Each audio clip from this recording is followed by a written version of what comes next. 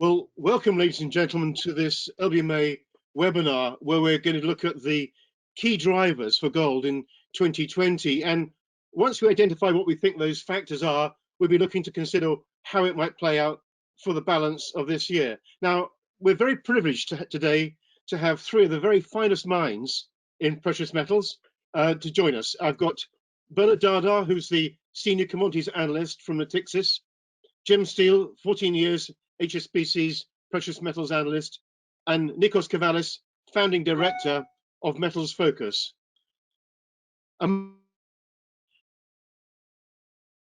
Experience, not evenly spread, I might add, but help me out, if you will, if you're listening into this webinar, by asking questions of this illustrious team I have in front of us here.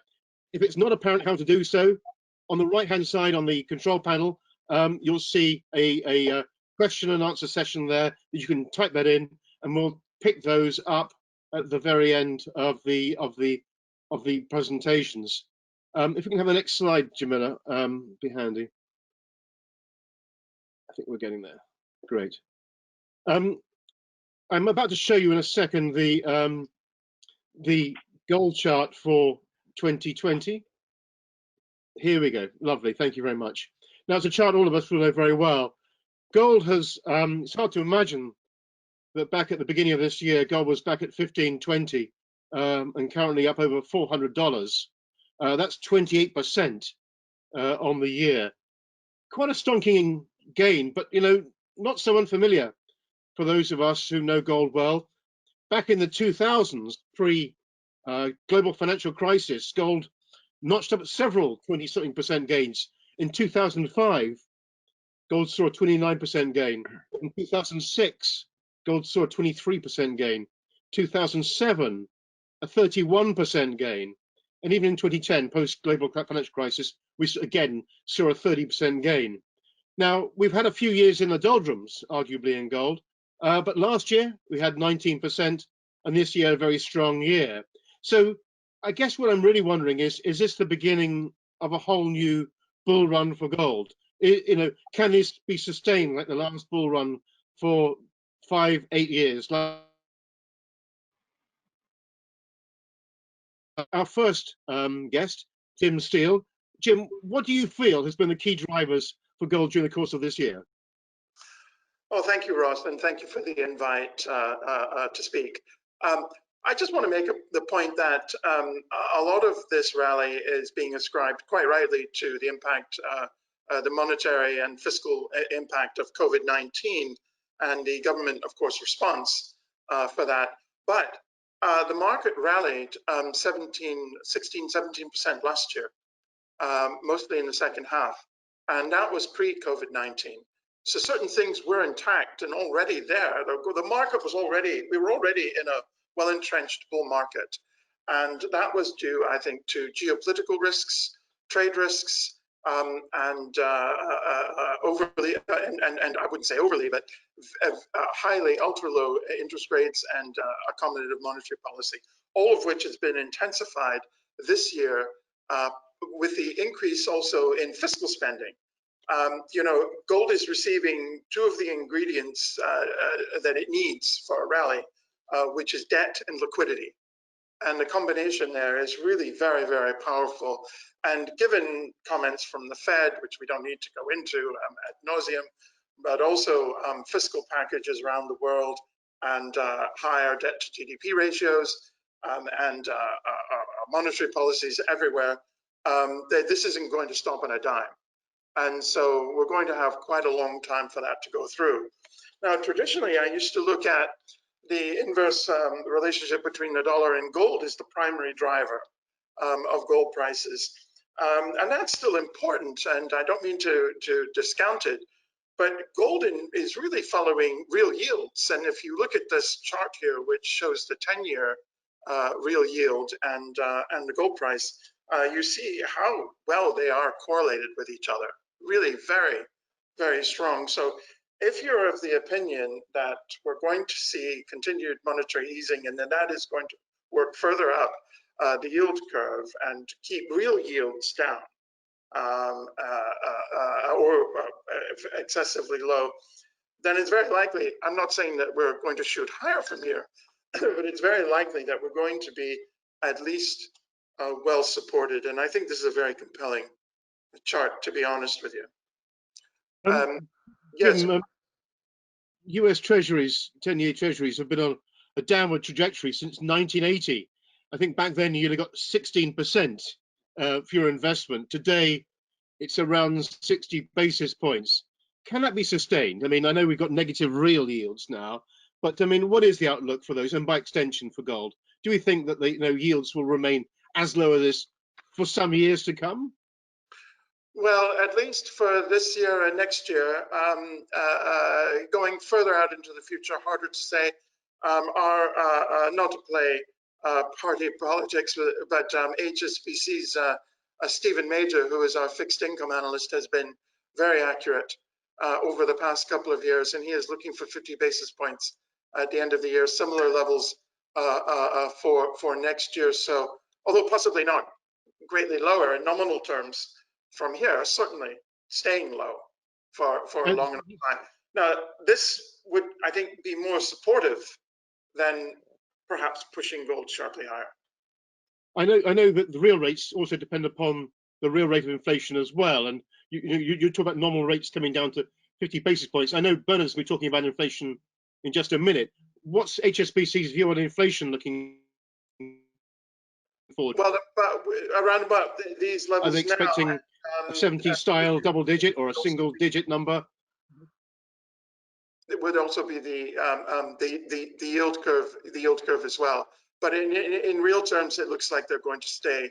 I wouldn't want to be pinned on an exact number, but in real terms, it looks like they're going to stay negative.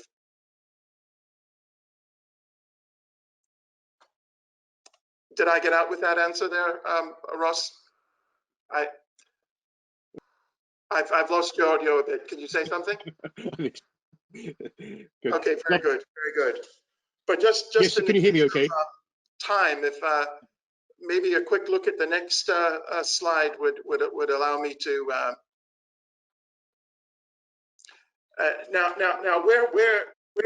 what has propelled the market higher specifically? In the old days we would look a lot at the COMEX, the CME, or COMEX for us old veterans, we still call it, and also other things. But a lot of them were pretty opaque, and it was difficult to gauge the volume and the temperament of the business sometimes. But since the ETFs have come, we've really had a great vehicle for all sorts of investors. And this here is a correlation between, and what we've seen is a remarkable increase in ETF demand.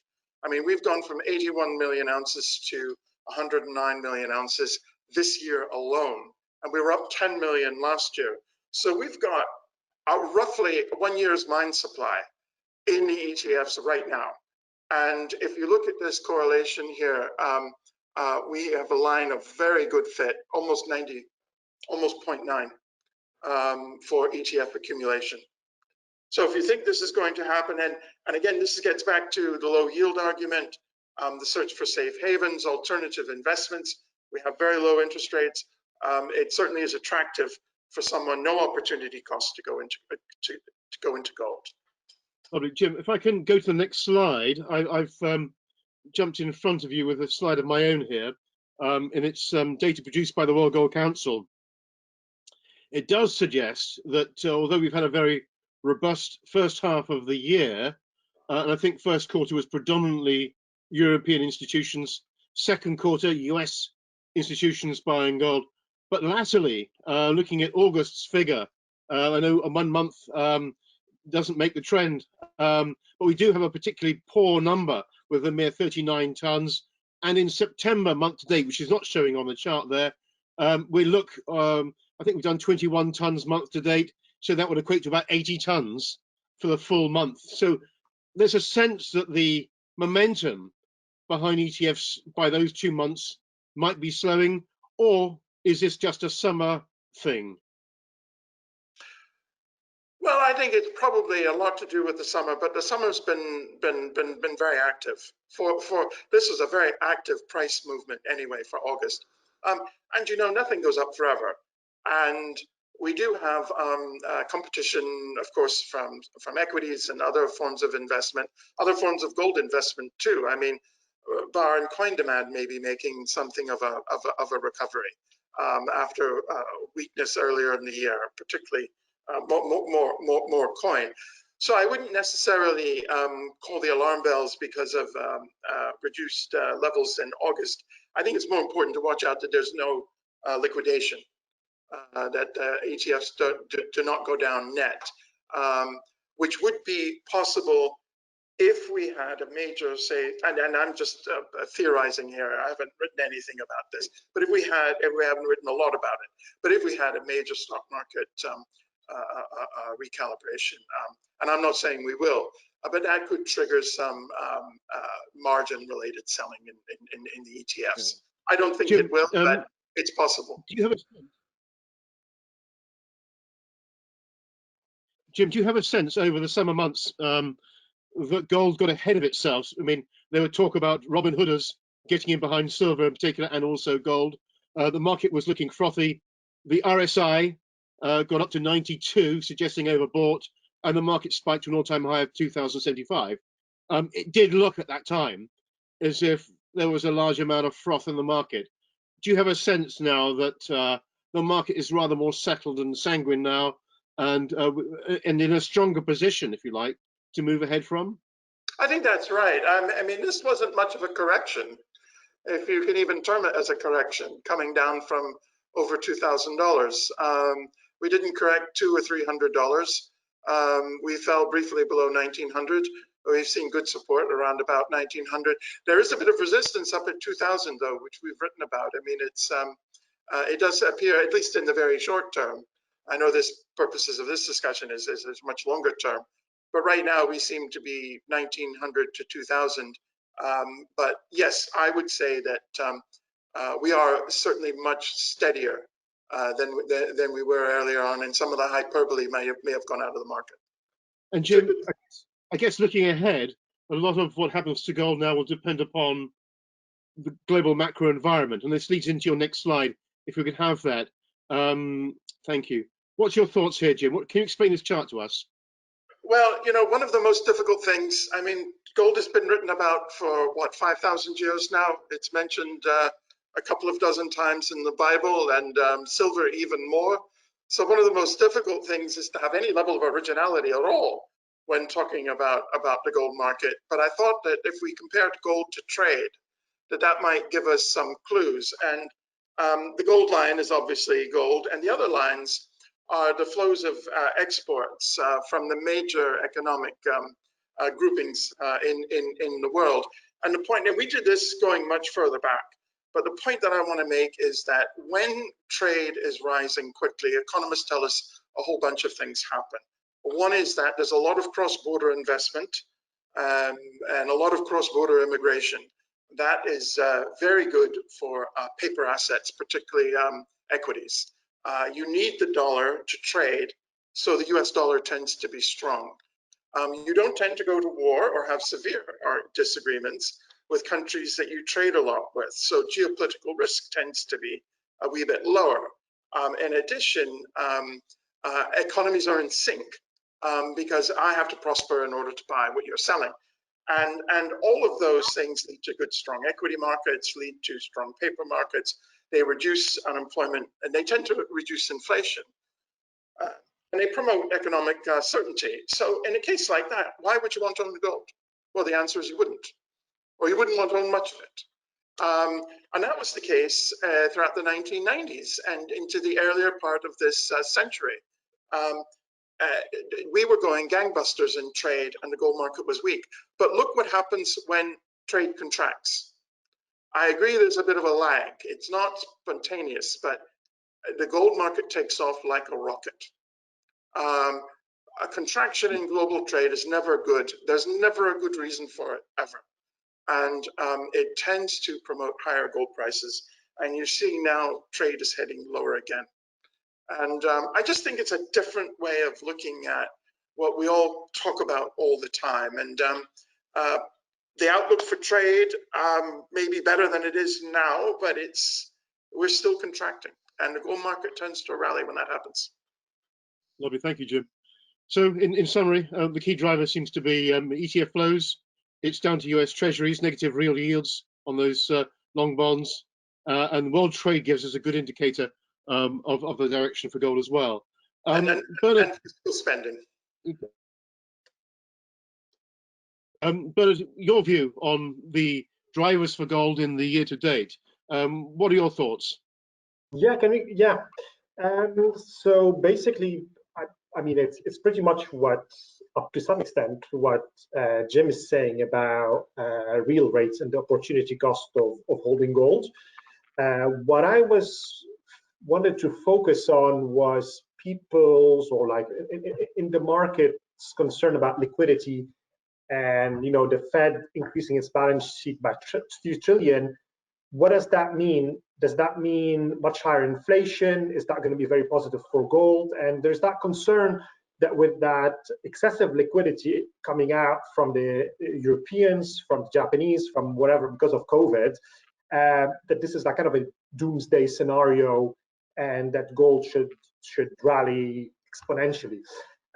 My point is, first of all, when it comes to inflation and gold, it's quite a debatable issue between, I think, gold analysts, is to what extent is inflation a driver of gold or not. Some say it's not a big deal, others say it is. My point is that basically gold tends to move up when inflation in the US, let's say, is extremely high. My two examples are the 80s and the 70s, when you had inflation of 14%, 8%. But the rest of the time, you can see from the lower left-hand chart, when inflation is relatively subdued at like 2% or 3%, gold isn't really moving. So the big question here is, will this liquidity gonna increase inflation to double-digit levels, which you're asking? My point, my view is, at least, is that modern economies have moved to a point where this creation of liquidity doesn't translate into strong credit growth like it used to probably in the 70s and 80s. If that were the case, then yes, you could see much higher consumer price inflation. So where is all that cheap money going? That cheap money is going to the equity market and the real estate. And actually, we saw that, I think 2010, 2008, 9 is a great example of the same concern that we had about, at the time, the Fed and quantitative easing, increasing their balance sheets. Yes, gold did benefit, but inflation remains subdued. And the reason being is that all that cheap money went to the real estate market and the equity market. And I think this is where we're seeing a similar situation happening right now. Even with this lockdown, you see a complete disconnect between the economy and growth and productivity, etc., and where the equity markets right now is. So my concern would be more of a real estate bubble and an equity market bubble. So gold would be useful in that case as a hedge. But I would reiterate that my view, at least, is that we're not going to reach a point where inflation is going to be double digit. Our view is that inflation will probably be at around 1.5%. Our US economists suggest so for next year. But what that also means when you look at gold and yields is that we think that real rates into next year will remain somewhat negative, which will be much more attractive. You look at those two charts.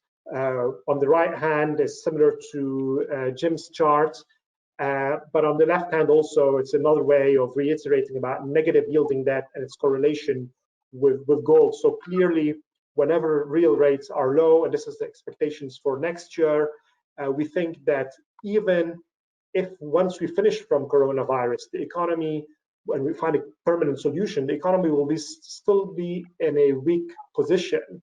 And so we didn't expect rates to go up the minute for the Fed to increase Fed rates the minute they find a permanent solution for COVID, because the economy will still be weak. So slightly higher inflation with low interest rates should mean that real rates will remain somewhat negative over the next months and few quarters.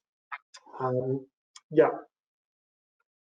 Interesting, Bernard. Your first slide there, looking at inflation. I remember Credit Suisse did some research, and they found that up to 4% inflation, up to 3% inflation, gold by and large ignored inflation numbers, 2.5% to 3%.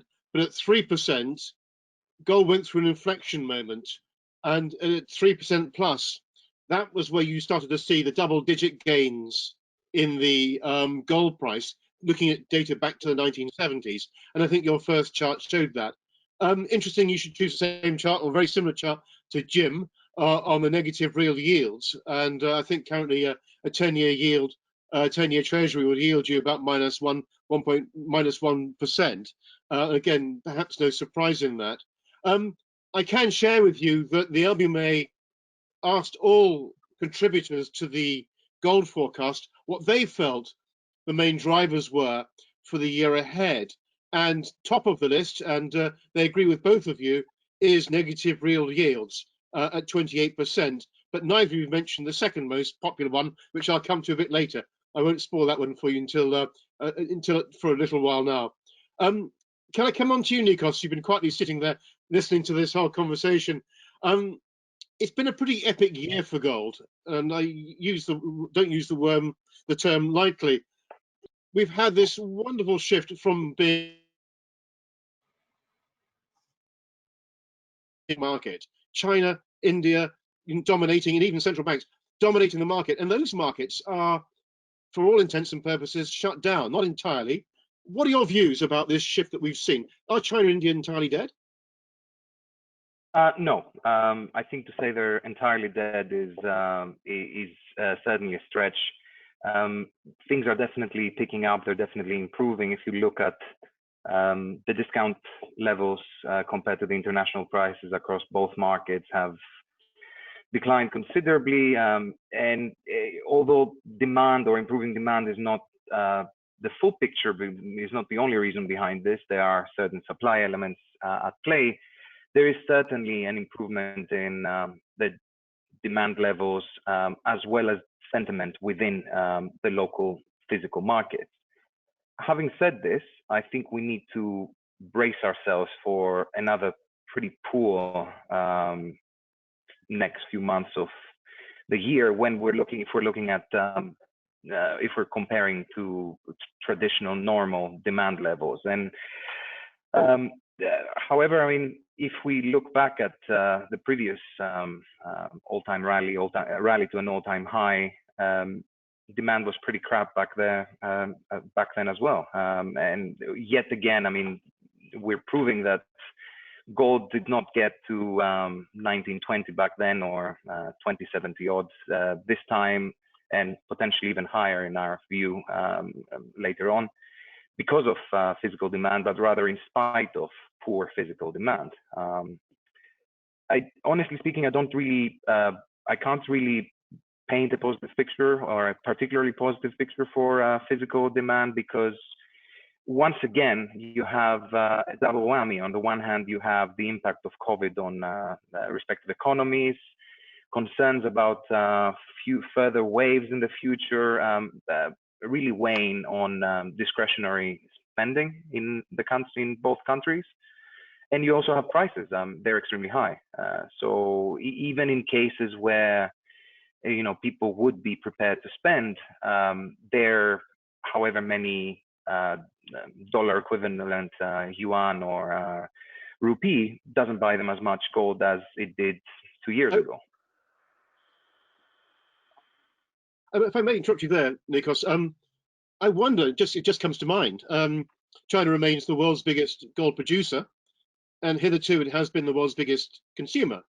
And as we know, it's very difficult to ship gold out of China. It's a lobster pot, easy in, difficult out. Is there a potential crisis emerging here where China of gold that it cannot export? the crisis is not emerging.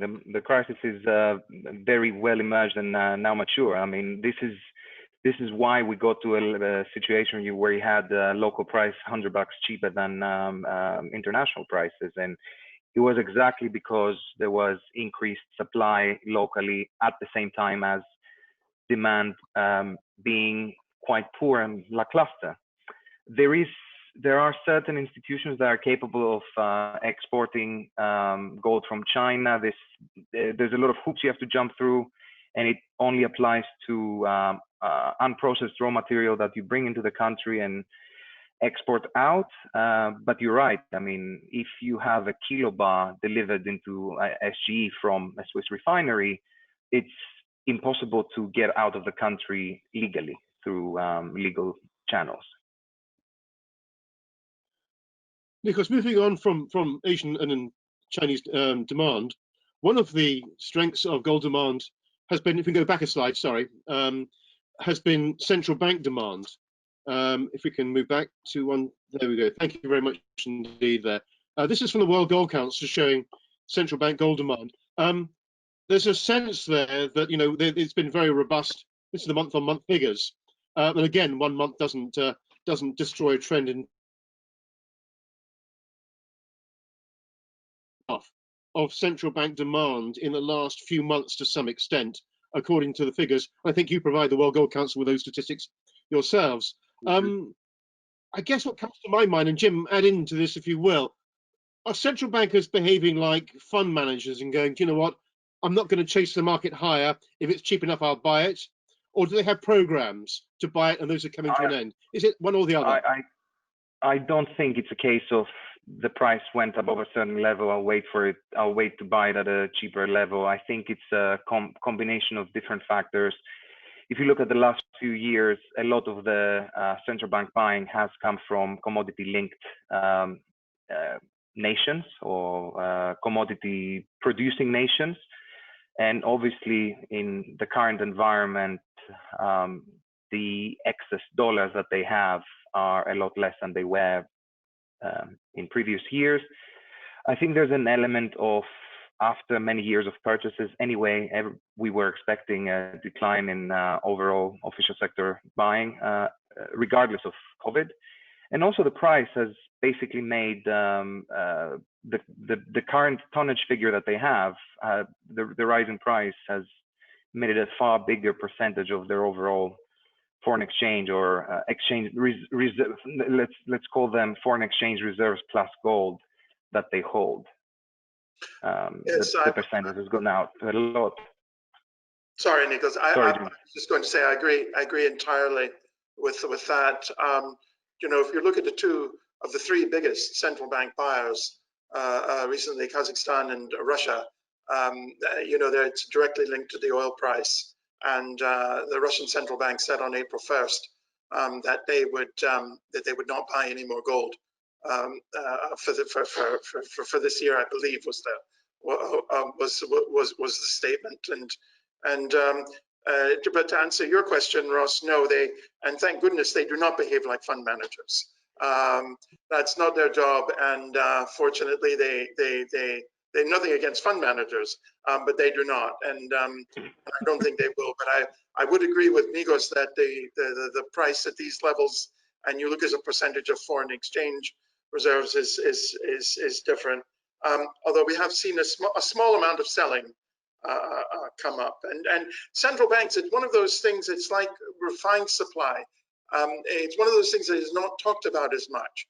But the central bank buying is down as and I think it's likely to stay lower. I mean, but we had two gangbuster years in 2019 and 2018, so one can't expect that to be kept up.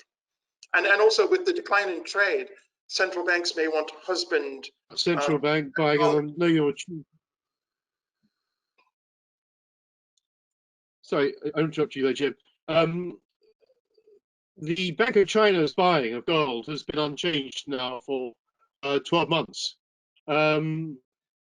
Is there any cynicism warranted on those numbers? Are they privately buying, quietly buying, accumulating, or do you think those numbers reflect reality? There's no way of knowing. and I don't have any information on that. As a percentage of their foreign exchange reserves, the gold market has risen. I mean, the percentage of gold has risen.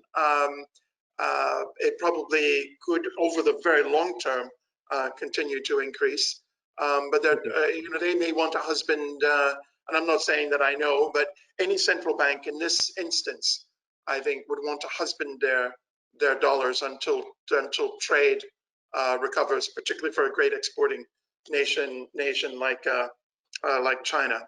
But I would say, for on the positive side for gold and central banks, it's a great way. Purchasing gold is a great way of moving out of the dollar, specifically, without necessarily going into another currency. So you may not want to go into euros, you may not want to go into sterling, yen, Swissy, whatever. But if you did want to get out of the dollar a little, or diversify is a better way of putting it. I'm not saying everybody's going to diversify away a little bit from the dollar. Gold is very handy. And Jim, that takes me nicely onto the next slide, if we can have that, please. I'm sorry, Ross, you faded out there on my end. Oh, yes. I was going to share with you what the second item was amongst the other our colleagues who do the LBMA gold forecast. The second most likely thing to affect gold for the remainder of this year. We mentioned US Treasuries. They agree with us. The second most popular item was the US dollar, expectation of US dollar weakness. And on that chart there, it's rather complicated, but you'll see the yellow line, or the gold line, represents the gold price.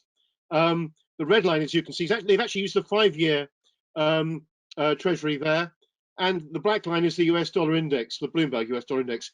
The two mirroring each other quite nicely, and again, both of them exhibiting a nice inverse relationship. I think the inverse correlation coefficient of the US Treasury to gold is about 93%, and currently also the dollar seems to be playing strength in gold. So I just thought I'd share that with you. I haven't got any questions in from, we've got a good number of audience, so just to remind you, if you've got any questions for our esteemed guests here, please do fire them across to us. Bernard, let's take the conversation in a different direction, if we could, for a moment. The big mover of the year, of course, has not been gold at all. It's been silver, and I think from low to high, it's actually had a more than 100% range. And on the year to date, it's done 50%. Not a bad thing. Silver was rather slow to join the party. What do you make of silver? Is it leading gold? Is it the thing that we should be looking for to measure gold?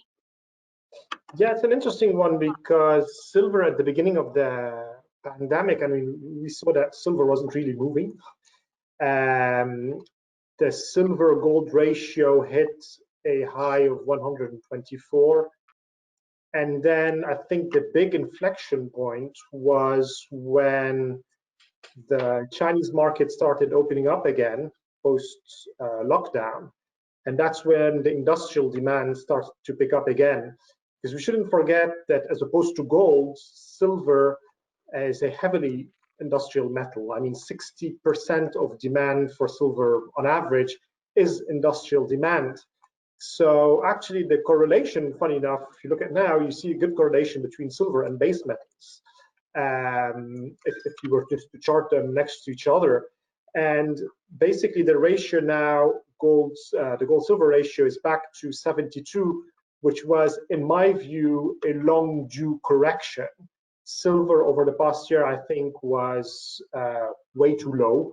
And we're going back to the more historic averages in terms of the relationship between gold and silver. What's also, I think, worthwhile mentioning is also, if you took gold and silver and you did a standard deviation and you looked at the beta, we are, over the past, I think during the pandemic, that beta was around 1. The historic average is 1.4 over the past 10 years, meaning that for a 1% move in gold, you get a 1.4% move in silver, be it positive or negative, depending on where gold is heading. And now, since it's at 1.7%, so clearly silver, reflecting that silver is much more, not aggressive, but much more volatile in that sense. So we could expect also to see that if gold prices are going to continue to rally, that possibly silver is going to still be rising at a slightly faster pace. But at the same time, if we see a big correction in gold, then this beta would indicate that silver prices would drop by 1.7% for every 1% drop in gold.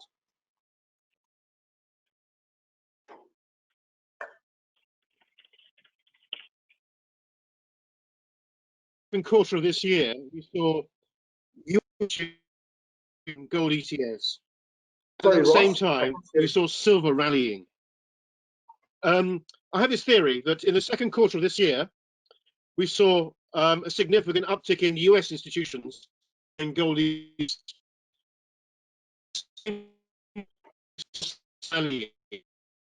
Silver, in a sense, is very much more of a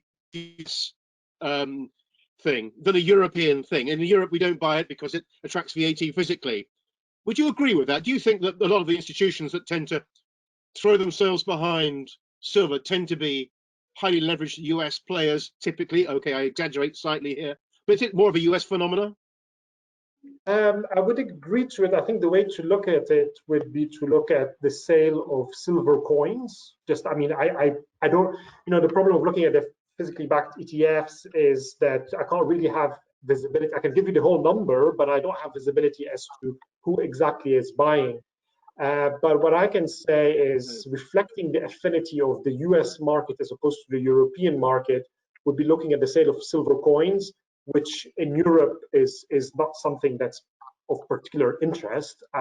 Whereas in the US, I think for some cultural reason, you see much stronger sales of silver coins. And we know that physically backed ETFs generally are more Western type demand.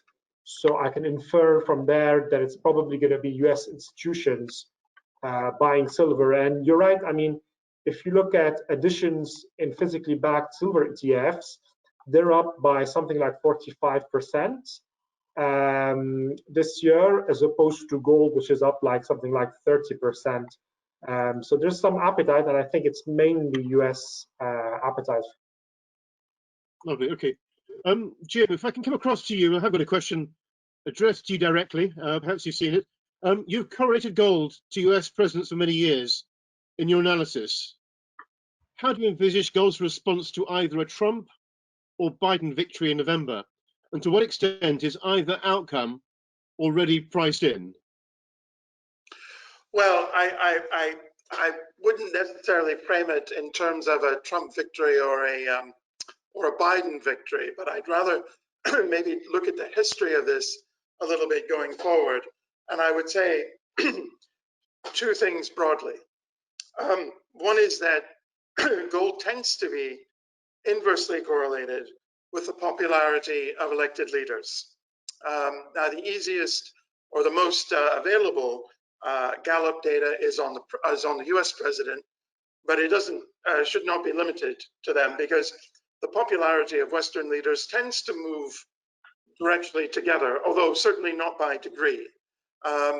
If unemployment is low, if the economies are doing well, if you think you have a future, if you think your children have a future, if you can buy a house, the popularity of the prime minister, the president, the chancellor tends to be higher, and the gold market tends to be weak. And the reverse is also true.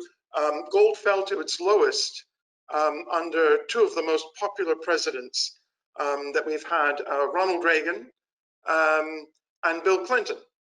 And it fell to those low levels during the peaks of their respective popularities. Now, what we do see also is, as we go into an election cycle, which we're now in, clearly, and you sort of take that from the end of the primaries or the conventions through to November, you tend to have greater demand for gold and especially for silver. I would 100% agree with Bernard about the relative popularity of silver in the US historically. You tend to get a rise in small bars and coin demand. And 4 years ago, and it tends to be stronger if it looks as if a Democrat is going to win.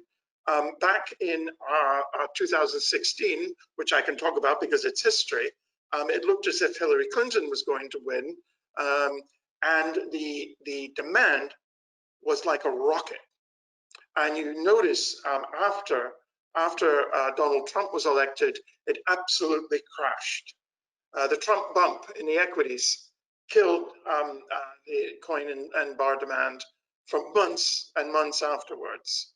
So I would just more refer to that, I think, than say, because the dynamics of this election are so different. But what I think I can comfortably say is that the demand for gold will be very, and silver, especially, I think, for coins and bars, will be very strong going right up into the election, I think. And it does appear that, you know, the polls suggest that the two sides are narrowing, and by extension, it's less clear who's going to win, and therefore it should keep the tensions high. Yes, the uncertainty level will definitely be a factor. Yeah. Sure.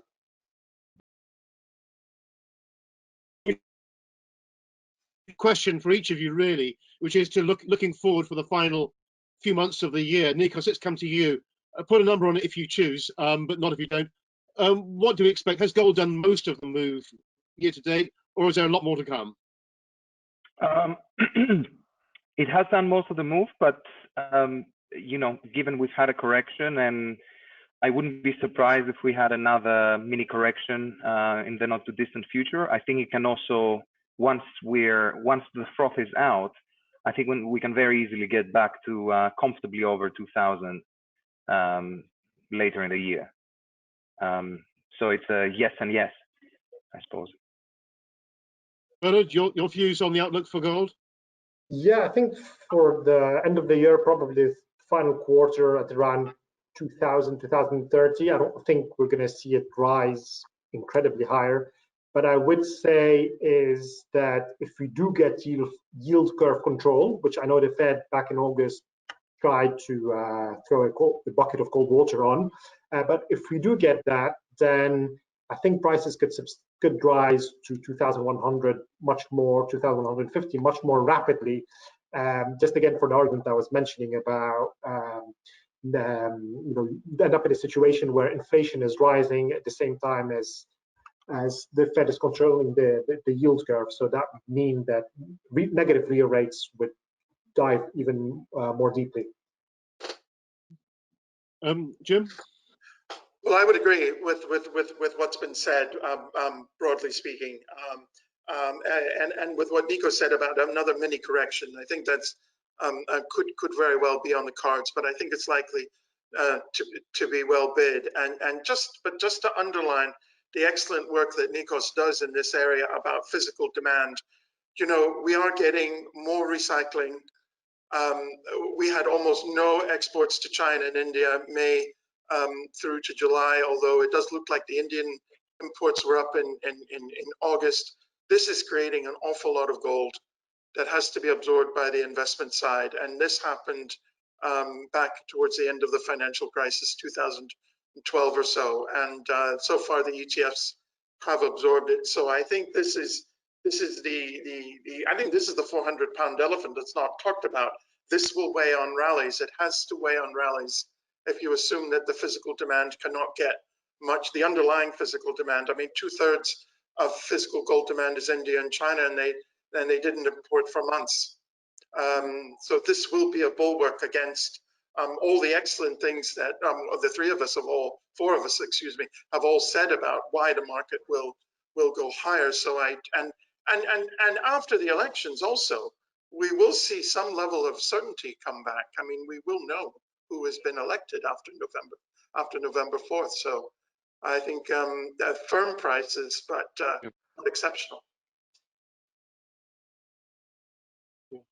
Thank you, Jim. Well, certainly we have an exciting end of year ahead of us. My personal sense is that some of the froth has been taken out of the market, and I wouldn't be surprised for a retest of the highs again before the year's out. Can I conclude by thanking all of our guests here for their contributions? Nikos in Singapore, Jim in New York, Bernard in Paris. Thank you all for giving your valuable time Thank you also to the LBMA for having hosted this event for us. Just to remind you, oops, can you go back one page? I've got the dates there, that there are webinars coming up, which you can see on the LBMA's website. I can't tell you the dates, I can't see the slide, but they're there for you. And Thank you very much. Thank you very much, everyone. Bye-bye. Bye. Thank you.